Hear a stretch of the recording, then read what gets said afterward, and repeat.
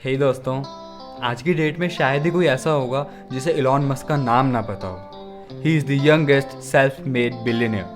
पर ये इतने अमीर बने कैसे? क्या फेलियर्स आए और कैसे उन्होंने फेलियर्स को फेस किया? बहुत ही इंटरेस्टिंग स्टोरी है। चलिए शुरुआत से शुरू करते हैं। इलॉन मस्क का जन्म 28 जून 1971 को साउथ अफ्रीका में हुआ। इलॉन मस्क को बुक्स पढ़ना बहुत पसंद था। उन्हें स्कूल्स और क्लासरूम्स पसंद नहीं थे। वो कहते थे क्लासरूम लर्निंग बहुत ज़्यादा स्लो है और फ्रस्ट्रेटेड भी। लगभग सभी चीज़ें उन्होंने खुद पढ़कर सीखी, ना कि किसी स्कूल या क्लासरूम से। 9 साल की उम्र में उन्हें कंप्यूटर मिल गया। नॉर्मली लोगों को कंप्यूटर कोर्स कंप्लीट करने में 6 महीने का टाइम लगता है, मगर उन्होंने 3 दिन में मास्टरी कर ली थी कंप्यूटर में। उन्होंने एक वीडियो गेम भी बनाई ट्राइबल गेम के नाम से। You can still find this game online. मैंने लिंक डिस्क्रिप्शन में दिया है, आप वहाँ से जाके खेल भी सकते हैं। वो गेम उन्होंने PC and office technology magazine को बेच दी $500 में, एंड आज उस गेम की वैल्यू $1200 है। स्कूल कंप्लीट करने के बाद इलॉन मस्क ने डिसाइड किया अब वो साउथ अफ्रीका में नहीं रहेंगे। वो कनाडा चले गए और वहाँ क्वीन यूनिवर्सिटी में एडमिशन ले ली। वहाँ पर मस्क और उनके कुछ दोस्तों ने 10 बेडरूम फ्लैट लिया और उसे एज ए नाइट क्लब चलाने लग गए। वहाँ से डिग्री कंप्लीट करने के बाद इलॉन मस्क कैलिफोर्निया चले गए पीएचडी करने के लिए स्टैनफोर्ड यूनिवर्सिटी से। अभी 2 ही दिन हुए थे वहाँ और उनके मन में एक सवाल आया, ऐसी कौन सी चीज़ है जो हमारे फ्यूचर को सबसे ज़्यादा इफ़ेक्ट करेगी? और इसके 5 जवाब मिले उन्हें। Internet, sustainable energy, space exploration, human genetic code and artificial intelligence. वो इनमें से किसी भी रास्ते पर चलते और सक्सेसफुल हो जाते, लेकिन नहीं, उन्होंने 5 पर चलने का फैसला किया। और यहीं से इलॉन मस्क फ्यूचर के बिगेस्ट एंटरप्रेन्योर बनने के रास्ते पर चल पड़े। Zip2 इलॉन मस्क की पहली कंपनी थी। ये अदर कंपनीज के वेबसाइट एंड मीडिया कैंपेन्स को हैंडल करती थी। जैसे जैसे इंटरनेट का दौर बढ़ने लगा, Zip2 की डिमांड भी बढ़ने लगी। एक टाइम ऐसा आया, Zip2 के पास 200 से भी ज़्यादा क्लाइंट्स थे, जिनमें न्यूयॉर्क टाइम्स और शिकागो ट्रिब्यून जैसे बड़े बड़े ब्रांड्स भी शामिल थे। इलॉन मस्क कहते हैं, बाकी लोग अगर एक हफ्ते में 40 घंटे काम कर रहे हैं और आप 100 घंटे काम कर रहे हो, तो जो सक्सेस वो लोग 1 साल में अचीव करेंगे वो आप 4 महीने में अचीव कर लोगे। कंपनी के बोर्ड मेंबर्स ने इलॉन मस्क को सीईओ नहीं बनने दिया। उन्होंने कहा, तुम अभी बच्चे हो और तुम्हें समझ नहीं है। इलॉन मस्क अपनी ही कंपनी के सीईओ नहीं बन पाए। लेकिन 1999 में कॉम्पैक्ट कंपनी ने Zip2 को खरीद लिया $341 मिलियन में। रातों रात वो मल्टी मिलियनेयर बन गए। इलॉन मस्क को उस डील से $22 मिलियन मिले। ये पैसा बहुत था, इतना कि वो ज़िंदगी भर ऐश कर सकते थे। आप और मैं होते तो शायद यही करते, लेकिन वो नहीं रुके। उन्होंने $10 मिलियन री इन्वेस्ट करे और एक नई कंपनी खोली, X.com। ये एक online banking and email payment company थी। पर इस फील्ड में वो अकेले नहीं थे। पेपॉल नाम से एक और कंपनी भी थी। ये दोनों एक दूसरे के काफ़ी स्ट्रॉन्ग कॉम्पिटिशन थे। इस फील्ड में इन दोनों की टक्कर का और कोई नहीं था। तब उन्होंने सोचा, क्यों ना हम दोनों मिलकर पूरी मार्केट कैप्चर कर लें, और वो दोनों मर्ज हो गए। पर ये जैसा दिख रहा है ऐसा बिल्कुल नहीं हुआ। दोनों कंपनीज में बहुत ईगो था। वो दोनों ही अपने टॉप लेवल पर चल रहे थे। उस समय इलॉन मस्क अपने हनीमून ट्रिप पर गए हुए थे और पीछे से उनके पार्टनर्स ने उन्हें सीईओ की कुर्सी से हटा दिया। मस्क ने इसे मानने से मना किया, लेकिन सभी बोर्ड मेंबर्स एग्री थे, तो वो कुछ कर नहीं पाए। एंड इलॉन मस्क चाहते थे कि कंपनी का नाम X.com ही रहे, पर बाकी लोगों ने कहा X.com अडल्ट साइट्स को रिप्रेजेंट करता है और हम ऐसी चीज़ को अपनी कंपनी के साथ नहीं जोड़ सकते। और यहाँ पर भी उन्हें हार माननी पड़ी एंड कंपनी का नाम एज ए पेपॉल ही कंटिन्यू हुआ।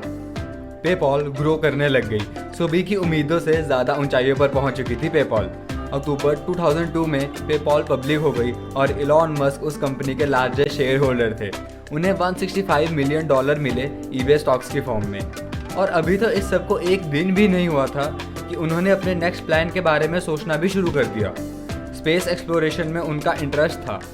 वो नासा गए और फंडिंग के लिए, मगर नासा ने उनका प्लान रिजेक्ट कर दिया।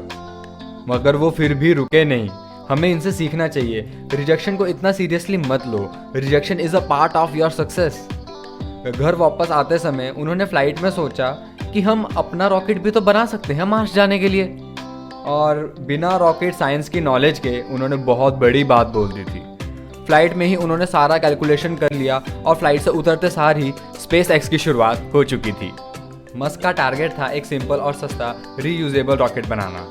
बहुत पढ़ाई और मेहनत करने के बाद उन्होंने अपना पहला रॉकेट बनाया और उसका नाम रखा फैल्कन 1। इसी से इंस्पायर होकर उन्होंने और भी रॉकेट्स बनाए, बट जैसा सोचा था ऐसा नहीं हुआ। स्पेसएक्स का फर्स्ट लॉन्च फेल हो गया। लॉन्च होने से पहले ही रॉकेट में आग लग गई। Second launch failed, third launch failed, and now SpaceX is out of money और कोई भी इन्वेस्टर उसमें इन्वेस्ट करने के लिए तैयार नहीं था। एलॉन मस्क हमेशा कहते हैं फेलियर इज एन ऑप्शन। अगर आप फेल नहीं हो रहे इट मीन्स आप कुछ भी इनोवेटिव नहीं कर रहे। कुछ दिनों में उन्होंने अनाउंस किया फोर्थ लॉन्च बहुत जल्द होगा। उन्होंने अपना सारा पैसा फोर्थ लॉन्च में लगा दिया and finally fourth launch successful हुआ। उन्हें उनकी मेहनत का रिजल्ट मिला और फिर बहुत सी कंपनीज ने उन्हें फंडिंग देना भी शुरू किया। नासा से एक बहुत बड़ा कॉन्ट्रैक्ट भी मिला और धीरे धीरे और भी बड़े बड़े कॉन्ट्रैक्ट्स उन्हें मिलने लगे, जैसे कि United states of air force, United states department of defence, and I think इसे ही सक्सेस कहते हैं। लेकिन एलॉन मस्क ने तो जैसे रुकना सीखा ही नहीं था।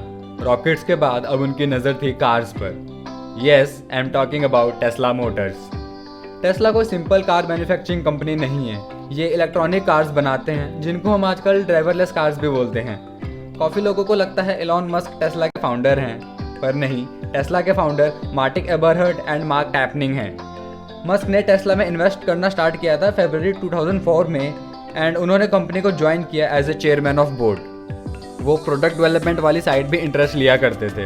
मस्क की इन्वेस्टमेंट अप्रॉक्स $7.5 मिलियन थी टेस्ला में। ये बहुत बड़ा रिस्क था। यूएस में अभी तक कोई भी इलेक्ट्रिक कार स्टार्टअप सक्सेसफुल नहीं हुआ था। सबका कहना था कि वो ऐसी जगह इन्वेस्ट कर रहे हैं जहां से रिटर्न आने का कोई भी चांस नहीं है। पर मस्क की इतनी इन्वेस्टमेंट की वजह से अब उनके पास टेस्ला कंट्रोल करने के राइट्स भी थे। मस्क और टेस्ला को बहुत से अवार्ड्स भी मिले उनके न्यू डिज़ाइंस की वजह से, बट अवार्ड्स आपको सक्सेसफुल नहीं बना सकते। टेस्ला में धीरे धीरे फाइनेंशियल प्रॉब्लम्स होने लग गई। इतनी हो गई कि मस्क को 10% लोगों को निकालना पड़ा, पर इससे भी ज़्यादा कुछ फ़र्क नहीं पड़ा। कुछ ऑटोमोबाइल वेबसाइट्स एंड ब्लॉग्स ने तो टेस्ला को 2007 की फर्स्ट फेल टेक कंपनी भी बोलना शुरू कर दिया था। लेकिन इन्होंने एलॉन मस्क को अंडर एस्टिमेट कर दिया। मस्क ने अपनी पर्सनल फंडिंग में से इन्वेस्टमेंट करी और टेस्ला को बैंकक्रप्ट होने से बचा लिया। एलॉन सेड, मैं अपना आखिरी डॉलर भी लगा दूंगा इस कंपनी में, अगर मुझे बेसमेंट में जाके रहना पड़ा तो मैं वो भी कर लूँगा।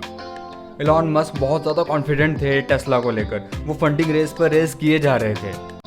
2007 में उन्होंने 45 मिलियन फंडिंग करी। 2008 में उन्होंने 40 मिलियन फंडिंग करी। 2009 में जर्मनी की एक कंपनी ने 50 मिलियन इन्वेस्ट करे टेस्ला में और अप्रॉक्स 70 मिलियन एलॉन मस्क के पर्सनल पैसे भी इन्वेस्टेड थे। अब धीरे धीरे टेस्ला का फ्यूचर बदलता हुआ दिख रहा था। नाउ फाइनली जुलाई 2009 में टेस्ला ने अपना फर्स्ट प्रॉफिट बुक किया। 109 टेस्ला रोस्टर सेल हुए इस मंथ में। टेस्ला ने $465 मिलियन लोन लिया हुआ था US department advance technology vehicle manufacturing loan programme से। फोर्ड एंड निसान जैसी कंपनीज ने भी इसमें लोन लिया हुआ था, बट टेस्ला ने अपने कॉम्पिटिटर से पहले अपना लोन वापस भी कर दिया। अब टाइम आ गया था। मस्क ने डिसाइड किया अब टेस्ला का आईपीओ लॉन्च करेंगे, मींस शेयर लॉन्च करेंगे। 2010 में टेस्ला के 1.33 करोड़ शेयर्स लॉन्च हुए यूएस कैनेडियन स्टॉक एक्सचेंज में और उस समय एक शेयर का रेट था $17, मींस 765 रुपीज़। आईपीओ आने के बाद कंपनी की ग्रोथ तेज़ी से बढ़ने लग गई।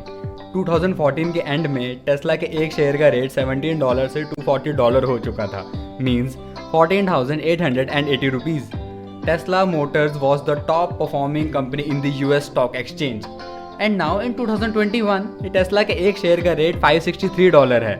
In India it's above 40,000। अब तो कभी कभी ऐसा लगता है कि स्टॉक मार्केट का कंट्रोल ही इनके हाथ में है। एंड क्रिप्टो करेंसी यार, इस पे तो किसी भी देश की गवर्नमेंट का कंट्रोल नहीं है। एलॉन मस्क का ट्वीट डिसाइड करता है कि क्रिप्टो का रेट ऊपर जाएगा कि नीचे। यार right now he is on the another level. So चलिए आज के लिए बस इतना ही।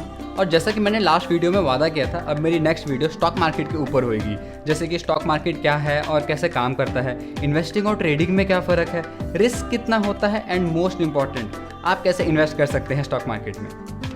चैनल को सब्सक्राइब कर लें एंड बेल आइकन को ज़रूर दबाएं ताकि आप कोई भी अपडेट मिस ना करें। वीडियो अच्छी लगी हो तो लाइक करना एंड अगर आपको एलॉन मस्क के बारे में कोई फैक्ट पता है तो कमेंट्स में ज़रूर बताएं, मुझे भी जानकर अच्छा लगेगा। वीडियो को शेयर करें, आपका एक शेयर मेरे लिए बहुत इंपॉर्टेंट होता है, सो प्लीज़ शेयर करें। And last, thanks for watching.